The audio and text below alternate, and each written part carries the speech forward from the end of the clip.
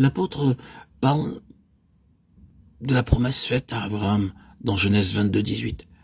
Toutes les nations de la terre seront bénies en ta postérité. Tous ceux qui descendent d'Israël ne sont pas Israël. Romains 9, 6. Tous les enfants naturels d'Abraham ne sont pas Israël.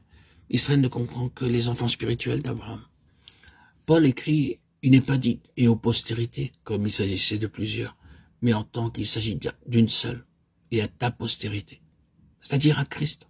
Galates 3, 16. Ce n'est pas aux nombreux enfants naturels d'Abraham, mais aux enfants spirituels, c'est-à-dire Christ et les compagnons de Christ.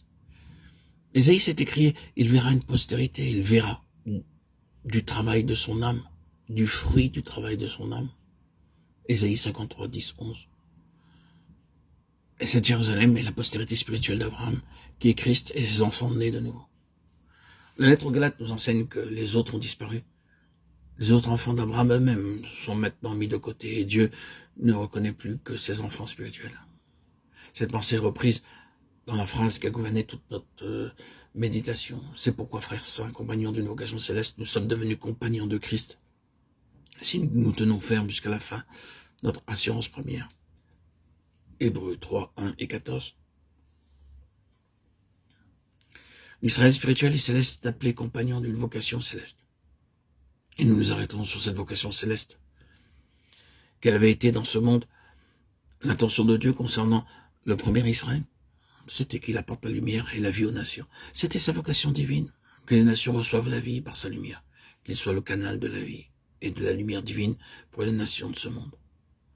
Nous pourrions citer bien des passages dans l'Ancien Testament pour montrer cela, mais nous ne prendrons qu'une seule illustration. Remarquons que tous les fils étaient alors concentrés sur un seul fils. Naturellement, lorsque nous parlons d'Israël, maintenant nous pensons à Jacob.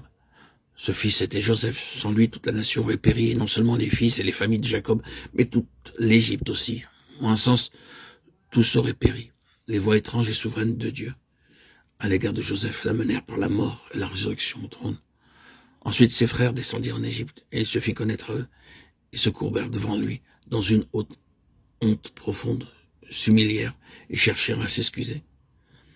Ils étaient de pauvres hommes malheureux et misérables. Mais que dit Joseph? Ne vous affligez pas et n'ayez pas de regret de ce que vous m'avez vendu pour être conduit ici. Car c'est pour vous. Conservez la vie que Dieu m'a envoyée devant vous. Genèse 45, 5. La vie et la lumière ont été données non seulement à toutes les familles de Jacob, mais à l'Égypte, au monde, par Joseph. Il était le représentant de tous ses frères. Dieu avait fait cela de lui. Et il présente cette vérité que Dieu avait voulu pour tout l'ancien Israël, qu'il soit un ministre de vie et de lumière pour le monde tout entier. C'était la vocation d'Israël et ce qu'il devait être dans l'ancienne dispensation. Les Israélites étaient ici-bas, dans le monde de Dieu, juste au cœur des nations, dans une position d'ascendance, afin d'apporter la vie et la lumière aux nations. La postérité d'Abraham était destinée à ce ministère, mais elle fut infidèle à Dieu, et au lieu d'accomplir sa vocation, elle l'a contredit. Ne nous arrêtons pas sur l'infidélité du peuple, c'est une histoire sombre et terrible.